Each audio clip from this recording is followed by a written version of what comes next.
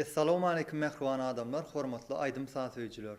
Berkarar döwletimiziň täze ýamynyň galkynç döwrüne, halkara parahatçylyk we ynanşmak ýylyna, gahrman arkadaýly gahrman serdarymyzyň saýasyna türkmen milli medeniýetimiz, milli aýdymsa sunwatymyz dünýä ýüzüne ýaňsalýar. Türkmeniň milli medeniýetini, milli aýdymsa sunwatyny halipa şähertlik ýoluna sürmekde bize döredip beren ähli mümkinçilikler üçin gahrman arkadaýly gahrman serdarymyza köp sag bolsunlar aýdýas. Gahrman arkadaýly gahrman serdarymyzyň janlary sag bolsun, ömürleri uzak bolsun, tutýan tutumly işleri elmydama rowaşlyklary beslensin. Ine şeýle ýaş arzuwlar bilen halipalar ýoly bilen atly gepleşigimiziň täsirine başlaýarys.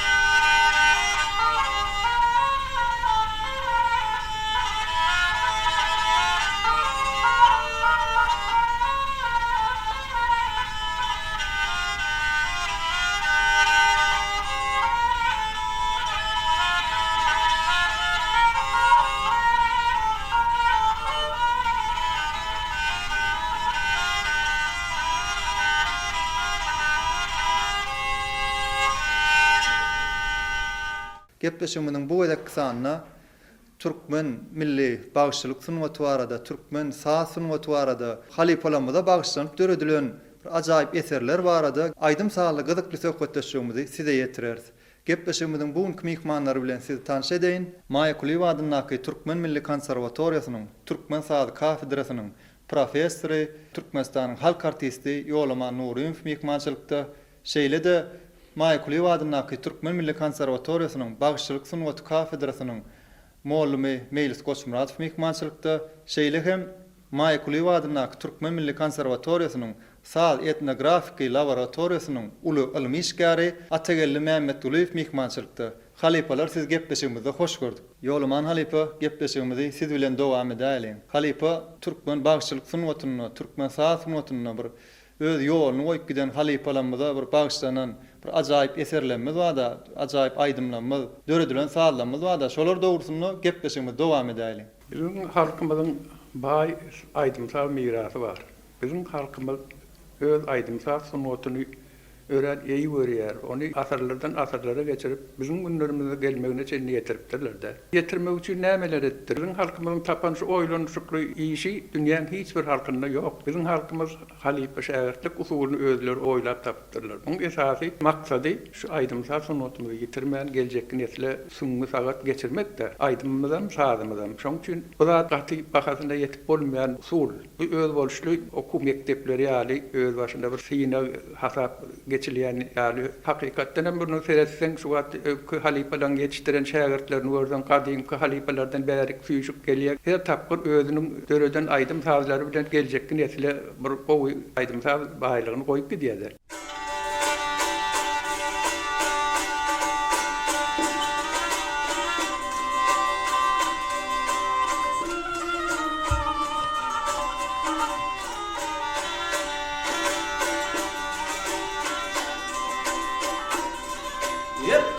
Fenetkar bağlı kammarın mehriflasının dören uçarım.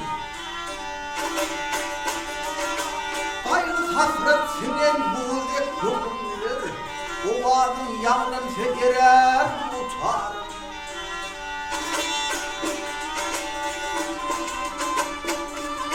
Oğlun maksim oğlunlukta oynani, çuğul maksim manınna oynani. Şükür varsın ağırlağımı deyip saylan, mıllağın gurunu sayran uçar.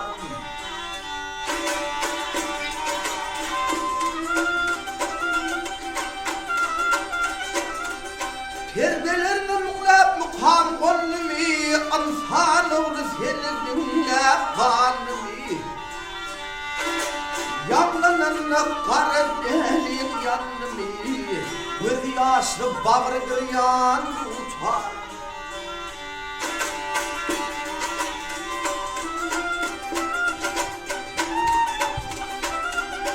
Aaaa ne azıp yangın yar turlağın tendi, senedin har faklan baynamın şimdi.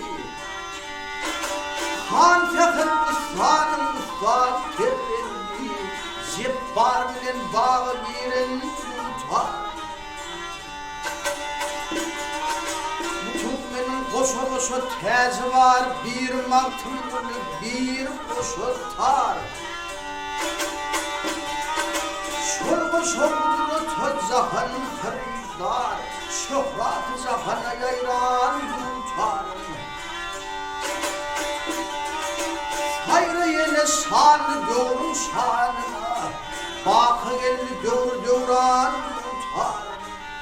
Halifamın sayran yutar.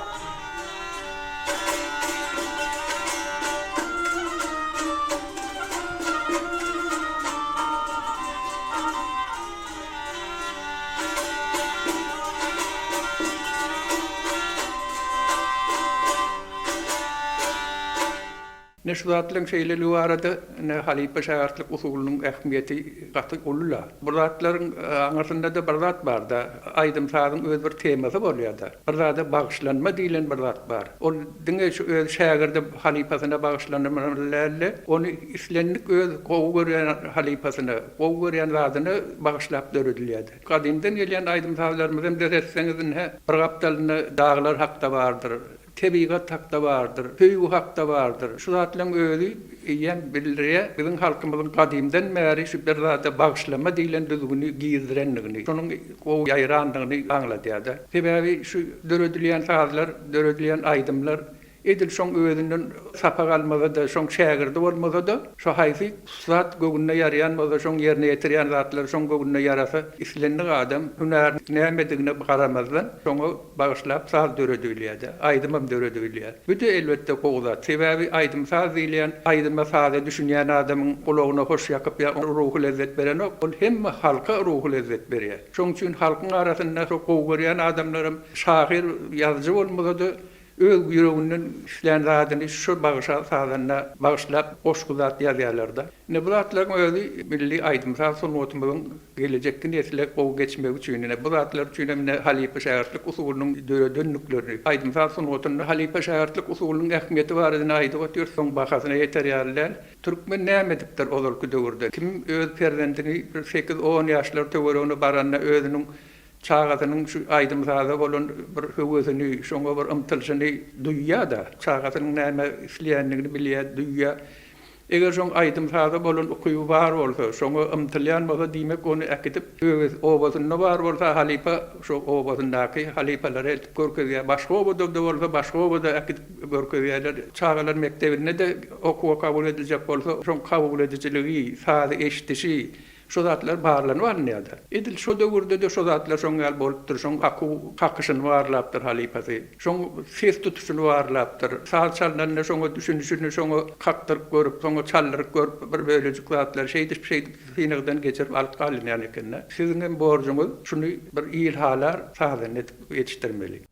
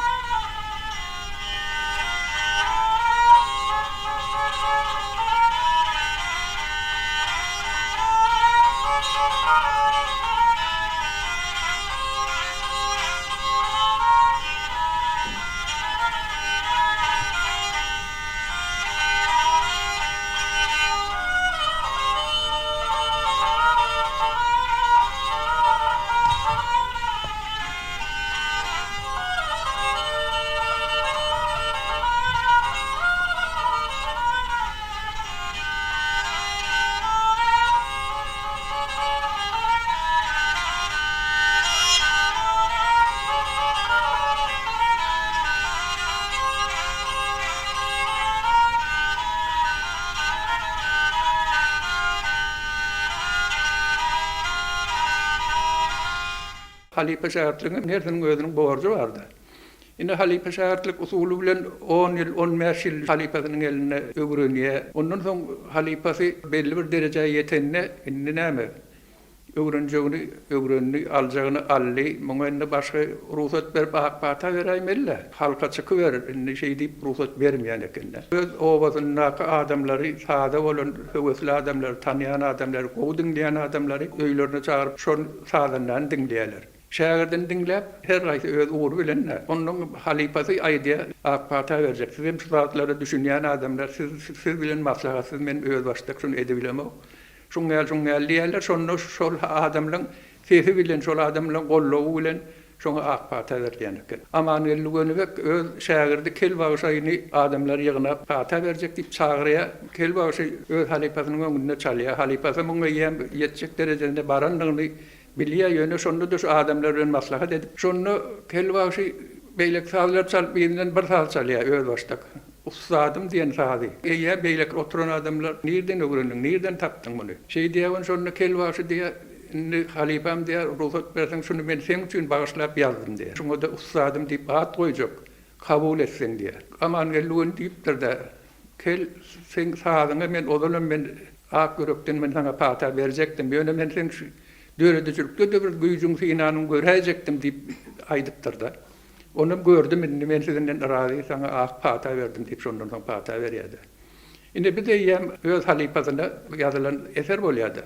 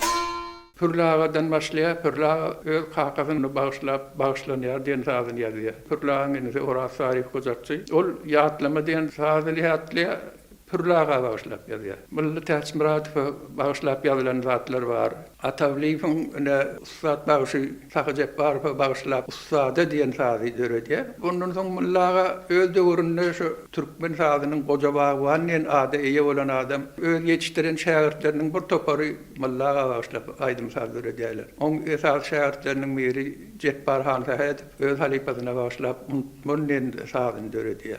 Yağmur Nureli halifama deyip saz dörediyor. Sultan Murat Cıgayif yatlama deyip bir aydım dörediyor. Behadren devam edip diyor. Şu adam yazıyanlar öz halifalarına başlayıp yazıyorlar. Geçse geçiversin aylar hem yıllar. Bakılık gözeldir dünyanın kuyoşu. Türkmen şakannadır. Sağsız yaşamaz. Sebebi sen mollun mukamlar başı deyip yazıyorlar. Şu zatların hasabına da bizim aydım saz sunutumuz asırlardan asırlara bizim günlerimize gelip gitti de. Bağış sağdanlarının dörötçök sağları, dörödön sağları hatta elbette indik gitmişliklerde edilse Hasan boğuk olur elbette. Bize şeyle mümkünçülükler dörödüp beriyen kahraman arka dağımıza, arka dağlı kahraman serdarımıza uzak yaş dileyen, onların alıp barayan tutumlu işleri elmedama rovaç olsun. Sağ olun halife, arzularınız hasıl olsun.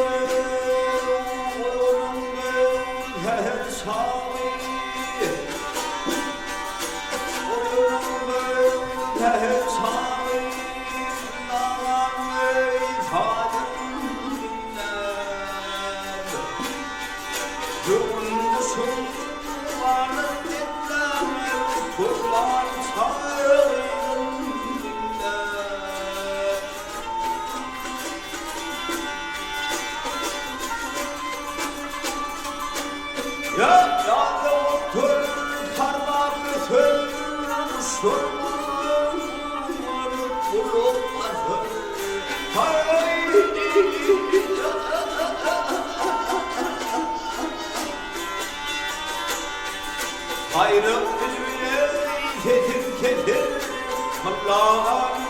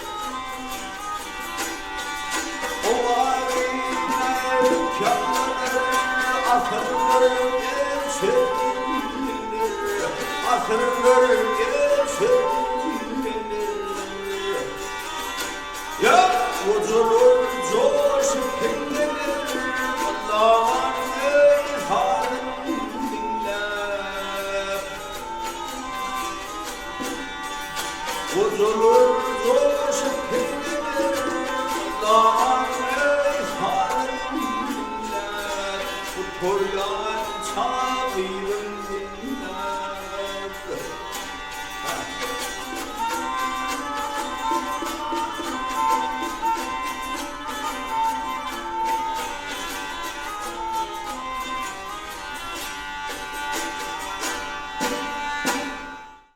Molum gepleşigimiz siz bilen dowam edäýin. Gahrman arkadamyň, arkadaly gahrman serdarymyň saýatynda halipa şähertlik ýoluna ösürmekde bir ähli mümkinçilikler döredip berildi.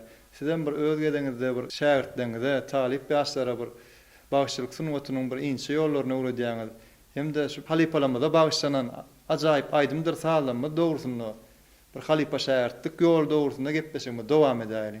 Ona ýolaman halipa kändatlar aýdyp geçdi. Halipamyzyň aýtýaly şu halipa şähertlik ýoly kiçiligimden şu halipalar görsem diýip arzu edýärdim. Halipa şu sizi aýdymlaňyzy kän beýlek atawly halipaň döredon aýdymlaryny mäne halipaň şu aýdan aýdymdan sak halipaň emmesin şu kiçiligimizden arzu edip Maýkul Ýubaryna Türkmen Milli Konserwatoryny oturmaklyk nesip edip şu taýyny okap şu taýdyna halipalaň elini okap ýolaman halipaň döredon aýdymlaryny Türkmenistan meniň diýip mäne halipa ýerine ýetirdi. Şonu öwrenjek bolup ýanyna baryp ýa-da Burýady bayram bar şonuň ýanyna baryp şu halipalardan öwrenip aýdym sazy halipalara başlanan aýdymlarym başlardan bilen öwrenip şonu şu gün kunluda Maýkul Ýubaryna Türkmen Milli Konserwatoryny molumçylyk edip şu öz tarihlerimize halipadan öwrenen ratdanmyzy bizem şu ýaş tarihlere geçirýärler. Ne şu ýolaman halipaň sadyna Hudaýa Allah'ım razı sözünü Mallaganyň sadyna diýip bir täze bir aýdym döret halipa şonu mene çün kunluda öwrenip şonu tarih ýaşlamyda öwretip ýörsüne. Meýil molum gepleşigimiziň şu ýerine mümkin bolsa siziň ýerine ýetirmeňizde ajaýyp aýdymlar dinläýäliň.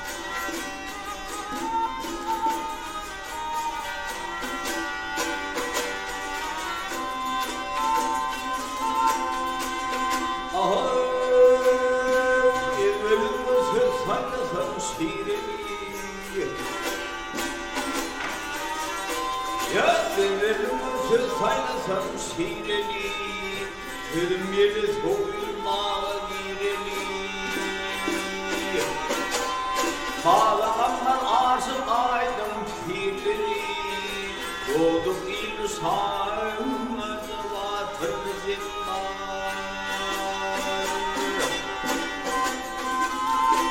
Ağıtıkların namazın gönlü pirde Oşun tarş olar hiç uygur yerine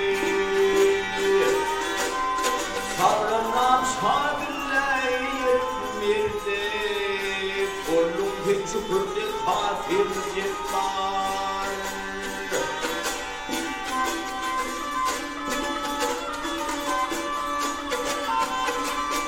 Ayhan hammalın tümsadan senle keyi bu elyanın varım bir kelço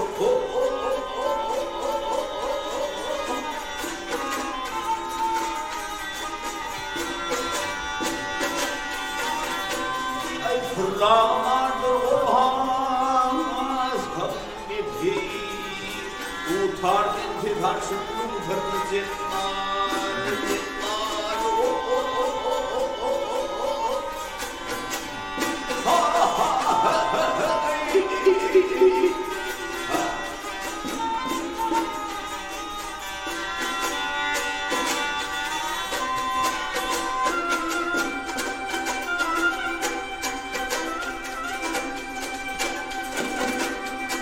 Ahan sanrıma bakın değilim sakır Aydın kutanı zorsun ebreğin kaka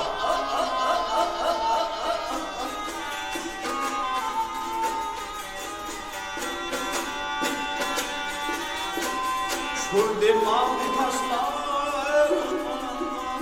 Sihirlanı dartır Cahil ovalın kırkırlı cennar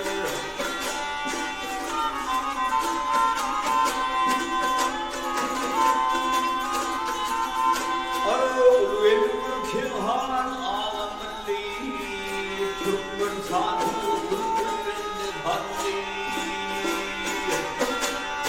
Sarhafam bilince bağırsa çaldı Hilirdir patal esul cebbar Hümer tutur hepinlerimin Karnım burnum tanrım İmma Hadanın barım kim yaram bilin kim var cipar ha ha hoy ha ha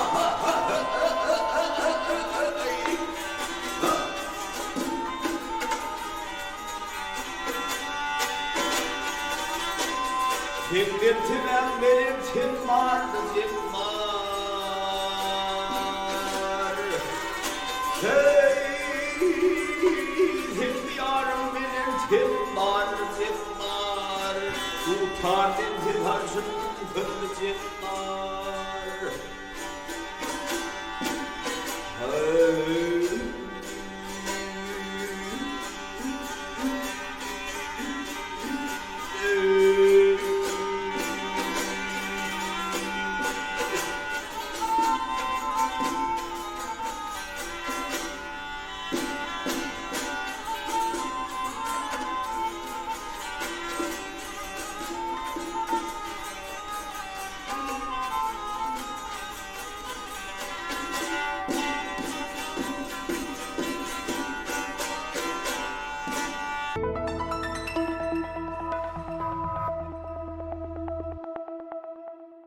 Mehriban iyleşler, paytahtımızın Garry Kulif köçesinin 92-nji jaýyna yerleşýän Ýaş Türkmenler binasyndaky Arzuw haly dükany size ajaýyp haly önümleriniň dürli görnüşlerini hödürleýär. Biziň ähli haly önümlerimizi vilayet şahamçalarymyzdan hem satyn alyp bilersiňiz. Bahalar hallara görä dürli-dürlidir. Telefon belgilenmez 863 91 28 82 862 66 11 00 75 38 75 Arzuw haly dürli hil, dürli baha.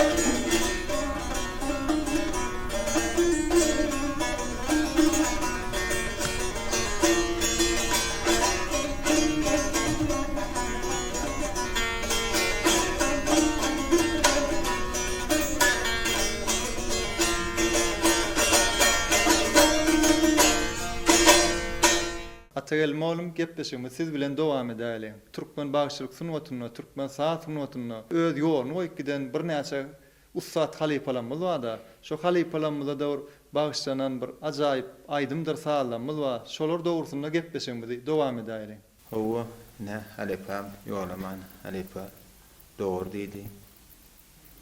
Ähli halklarda bolşalyk biziň halklarymyzda da öz mirasyny, sunwatyny ösürmäge uly goşun halipalara bagşlanyp eserler döredýärler. Olara bagşlanyp eserler döredýärlerin içinde belli şahirlerimiz var, yazılarımız var, belli sunwaty işgärlerimiz var. Olar biri öz halipasyny ýatlap, öz halipasyna bagşlap döreden bolsa, başga bir kärdäki aýdymsalyk mustoklary bolsa, şol aýdymsalyk sunwatynyň ägirtlerine bagşlap goşky ýazýarlar, aýdym döredýärler. Her bir nesil özüniň güýjüniň ýetdiginden halipalara ýatlap hem eser döredýärler.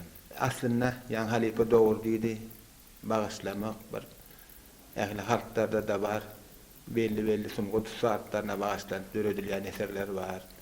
Belli şahirlere, yazılara bağışlanıp döredilýän eserler var. İlkinci döredilen eserlerin arasında Halipa Sadan Namaz Pürl Sarif bağışlanýar diýen eserini döredýär. Ondan soň Mallaga öz ogullaryny, şeýlede ýigitlerin hatirasyna uğradyş, hüjüm, ýeňiş ýaly ajaýyp saatlaryny döredýär. Biziň milli aýdym sunwatymyzda esasy köp döredilen eserlerin arasında biziň döwürmeden babagambary Mallaga bagşlanyp döredilen eserler uly orun tutýar. Sebäbi Mallaganyň ansamblyna gatnan diňe bir meşhurly tarsy däli eýsende ýaz şahirlerimiz hem onuň şagirtleri.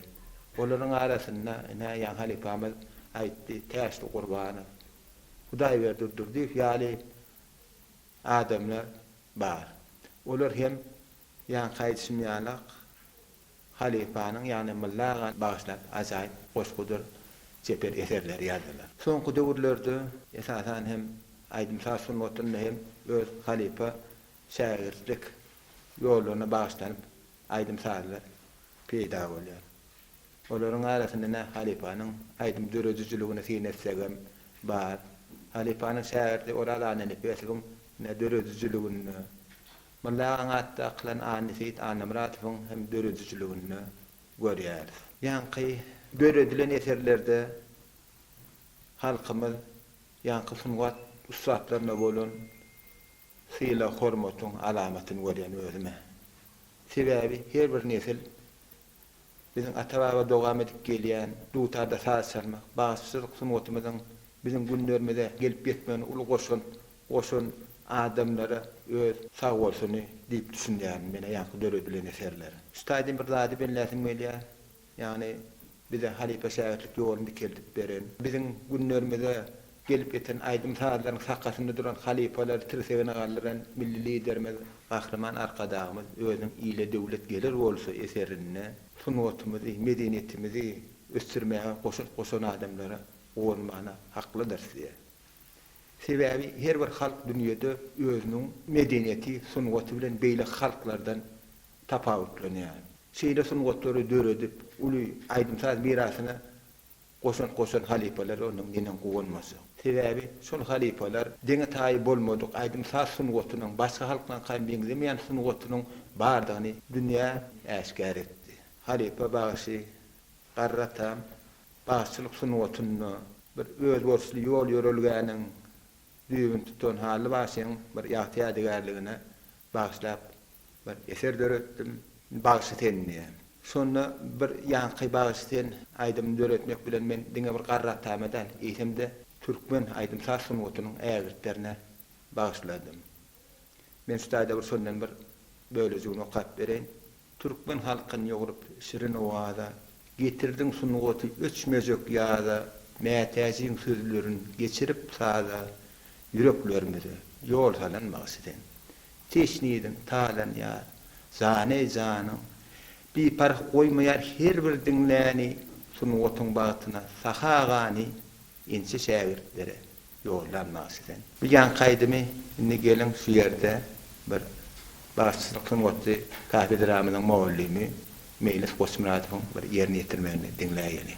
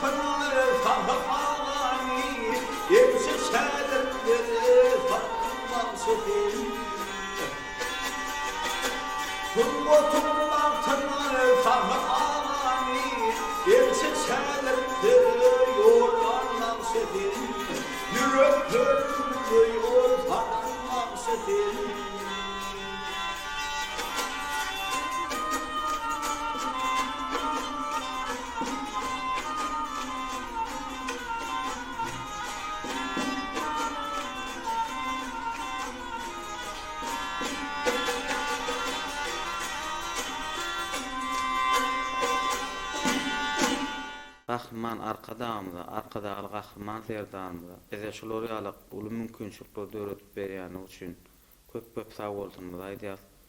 Janlar sag bolsun, ähli tutýan işler, rowaşlyklary beslensin. Sag bolun meýlis bolum, arzuwlaryňyz hasyl bolsun.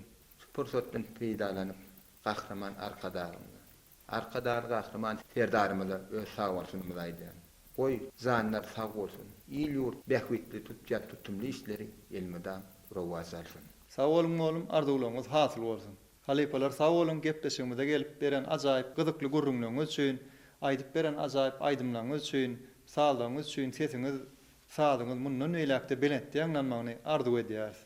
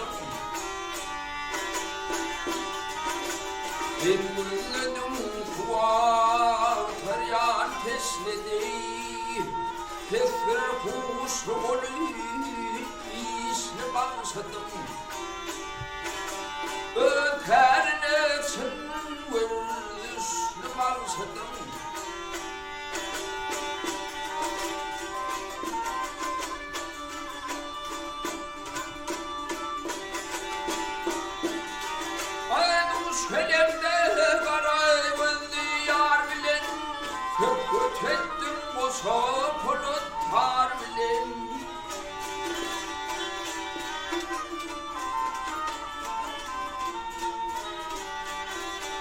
Ya aşıkın ardın aydıp var bilen Bağrı başlı veli yaşlı balsadım Köpürün tüz bir daşlı balsadım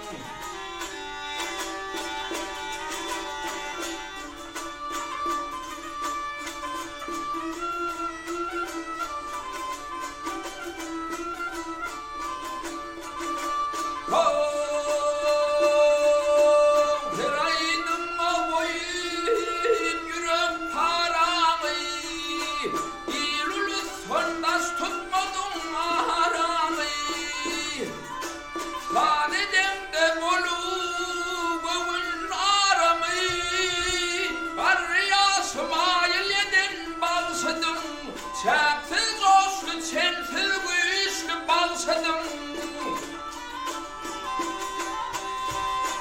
Hatabı yokmuş taplarım sağırdım Adı öçmez senin kimin ağırdım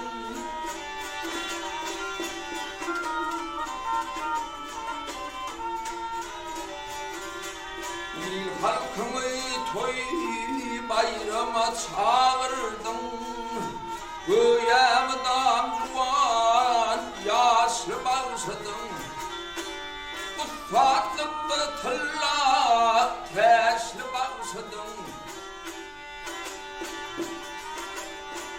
Halkımı toy bayrama çağırdım Göğemden juan yaşlı balsadım Ufaklıkta tılla teşli balsadım